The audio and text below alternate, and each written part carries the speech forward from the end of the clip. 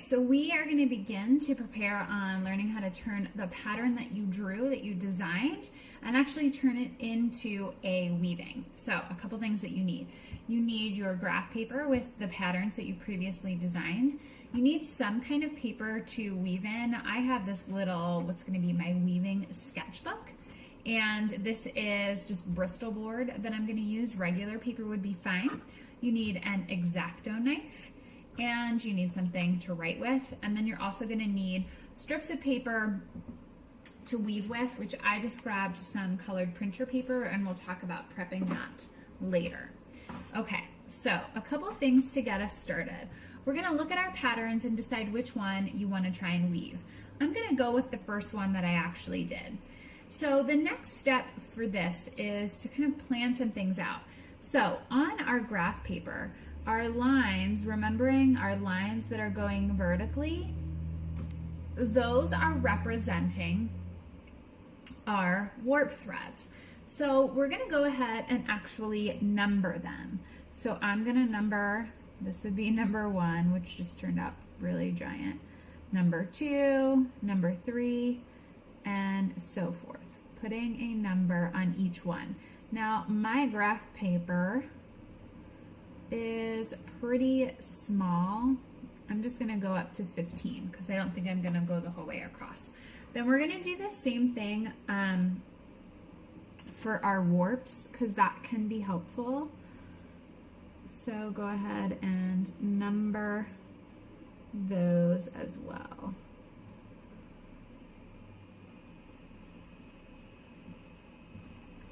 Okay, so once you have those numbered, now we're going to work on actually preparing our weaving surface. So I have this sketchbook that I can actually take the pages out.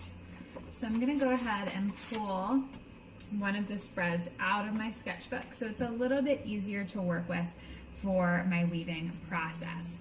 Then what I'm going to do is I've decided I'm going to make 15 warp threads on my paper.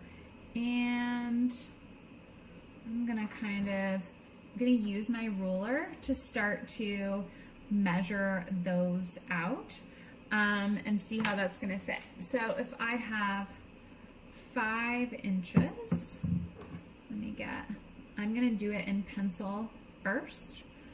And I also am gonna say I don't wanna go right up to the edges. So I'm gonna kind of make a little frame for myself, and this is really personal preference, not necessity. Okay, so that's where my weaving's gonna stop, and now I'm gonna come in here and I'm gonna go ahead and for this one, I'm actually gonna switch to my pen so it's a little bit easier to see. I'm gonna do a mark every 1/4 inch.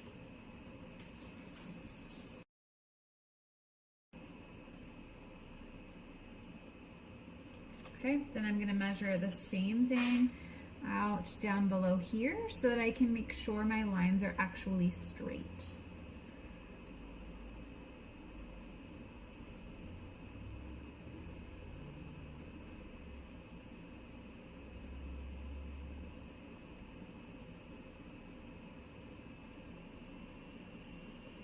Okay, now I'm going to go ahead and connect my dots, drawing my lines in.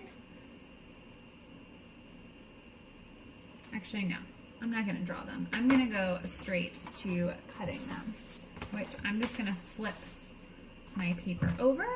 You want to have some kind of surface underneath here.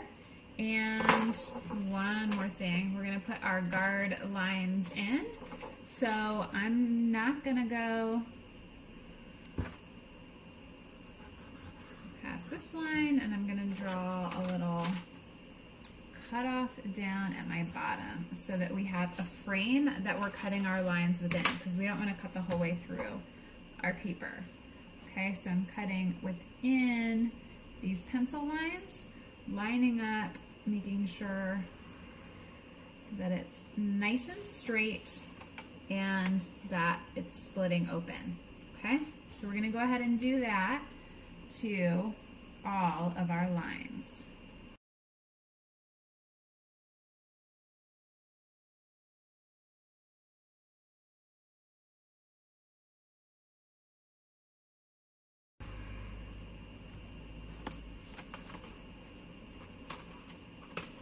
Okay, so now I have all of my slats cut out, and I'm actually going to go ahead, because it can make it a little bit easier, and I'm going to put numbers along the top.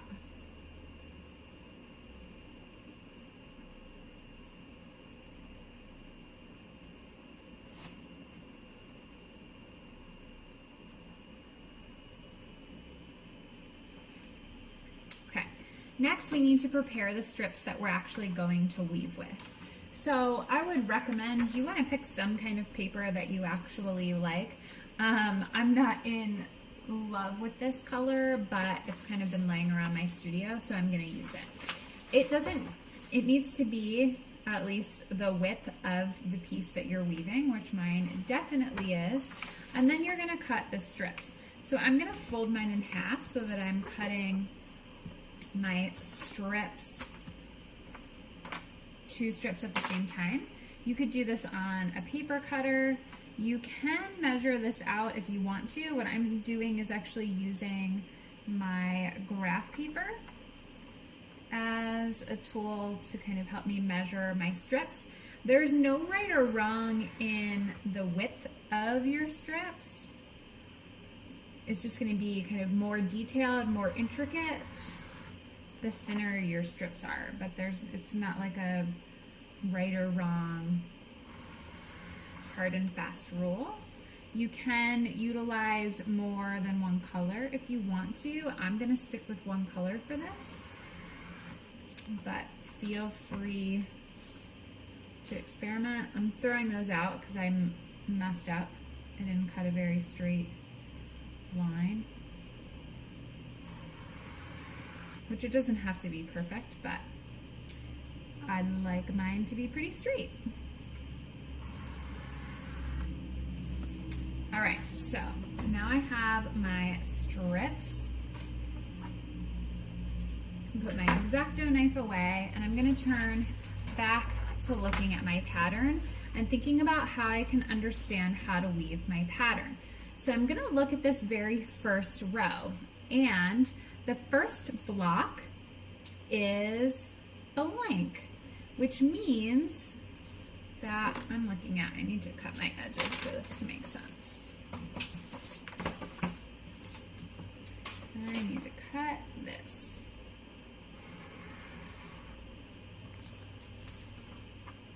It's going to make it weave a little bit better. Okay.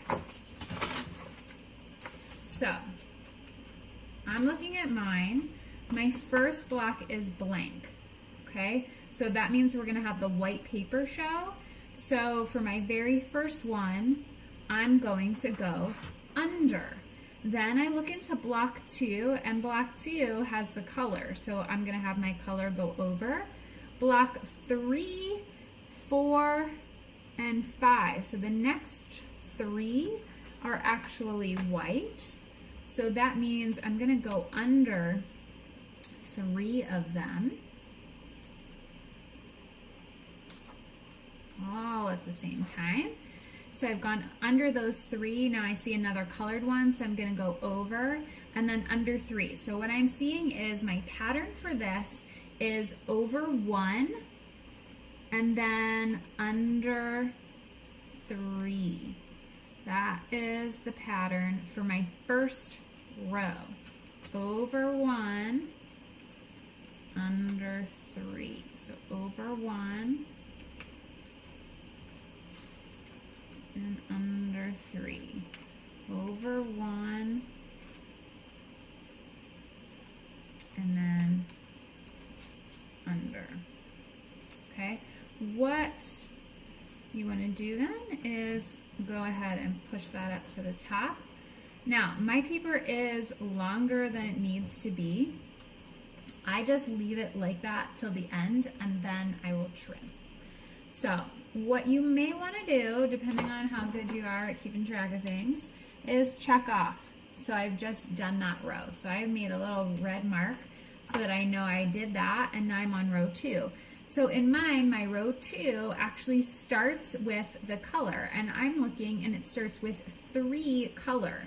So that means I'm gonna go over the first 3, and then it has 1 white. So what I'm seeing is this is now the opposite, in that I'm gonna go over 3. This guy doesn't want to come out from here. All right. There we go. So I'm gonna go over 3 and under 1, and that's the whole pattern there. So over 3 and under 1.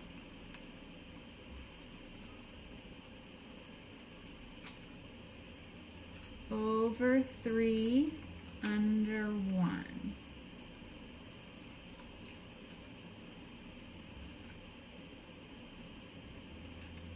Over 3, under 1. And so that would pop back up out at the edge.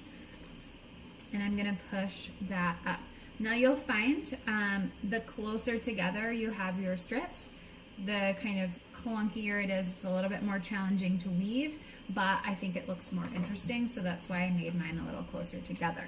So that was my second row, and now I'm on to my third row, which is a repeat of the first.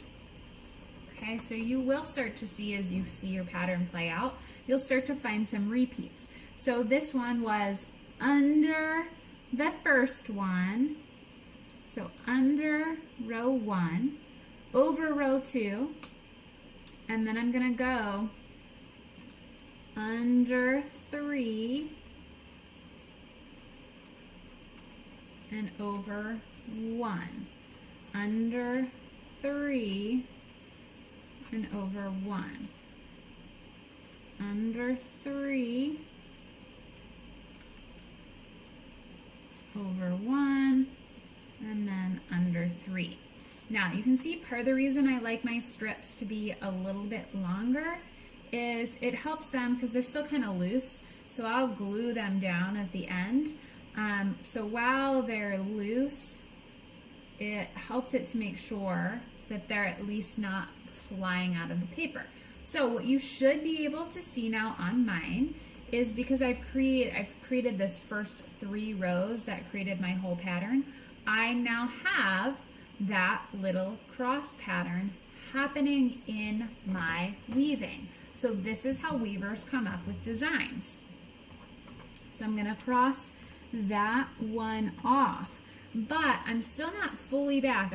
My pattern changes through, it's basically 6 rows before I do a full repeat of my pattern. So now I'm looking at my next row, and this one is telling me I'm gonna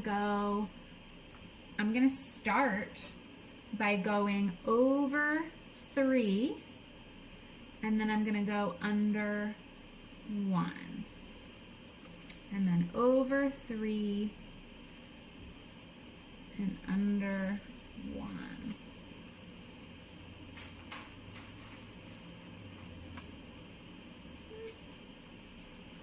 Over 3, under 1.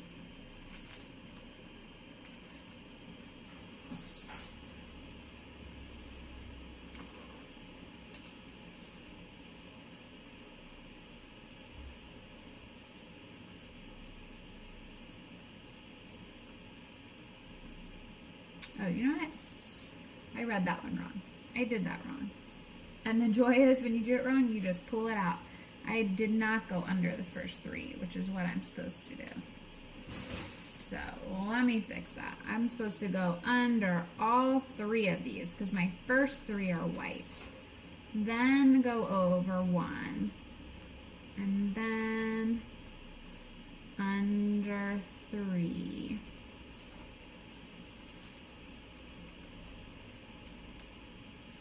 and then over 1, under 3,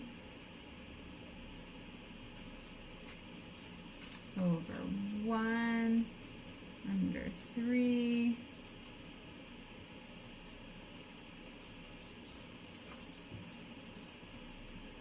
and over 1. So then I'm going to tuck that back under there. All right, now we're rocking. All right.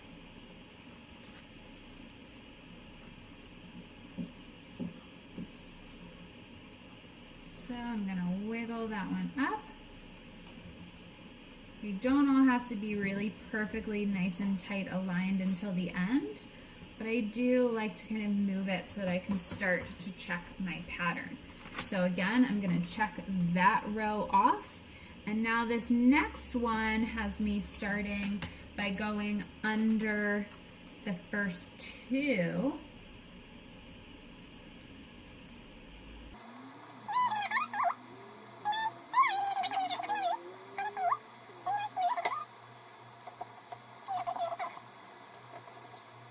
Check that off. And now this one is under 3.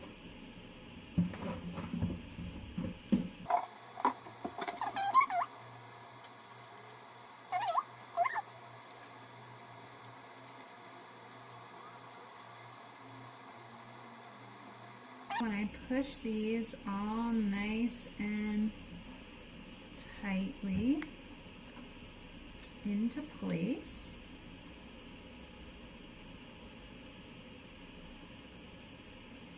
I should now once again see my pattern, which I do. So I have the crosses and then continue to have the cross, or it kind of looks like a plus sign that's slightly moved over.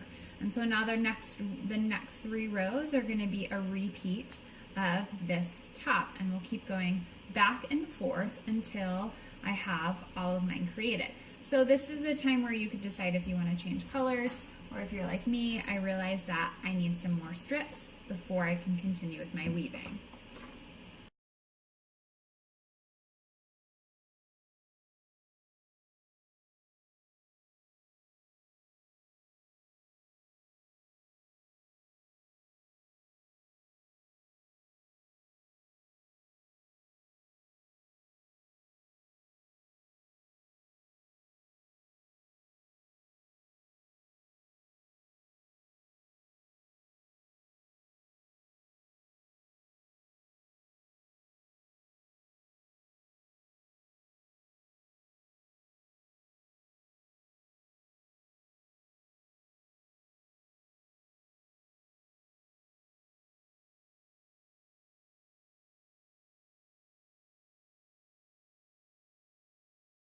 So, some things you're going to find is that the closer to the edge that you get, the harder it's going to be to weave, because you kind of have less and less wiggle room. So in my little test pieces like this, I normally don't even bother going all the way to the edge, because I'm kind of making them to understand how a pattern's going to look and just to experiment. So it's up to you if you really want to push yourself and go through this edge.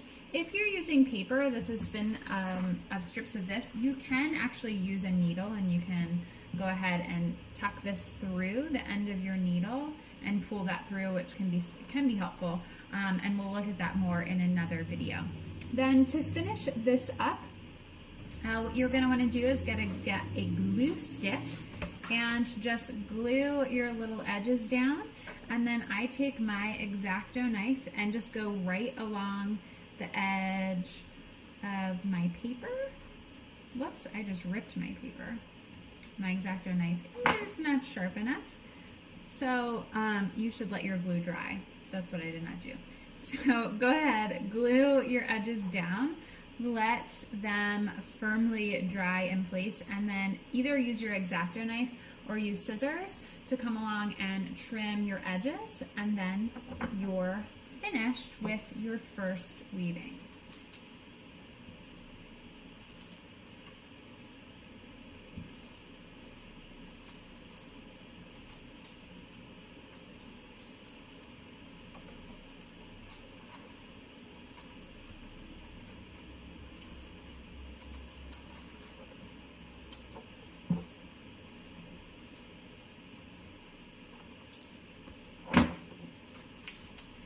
then since I am kind of working in a weaving sketchbook, I'm going to take my record in my book. The other thing that I think I would probably do, and I would recommend to you as well, so that you can remember it. So now that I have my actual woven piece, I'm also going to cut out the pattern that I drew, and I'm going to glue it on the other side so I have record of that. The other thing that you should look at, because this is always really interesting in weavings, especially more complex weavings, is what you have on the front is not going to be what you have on the back. So you actually have a different pattern showing up on the back of your weaving, which can be really cool. There have been times that I've done weavings and was really doing it with the intent for one pattern, but once I looked at it and looked at the back, I actually like how the back turned out more than the front. But that can be a fun thing to realize, that you're really creating two different textures within your weaving. So that is your first step in drawing a weaving pattern and then really translating that so that you're understanding how to actually weave it and turn it into something.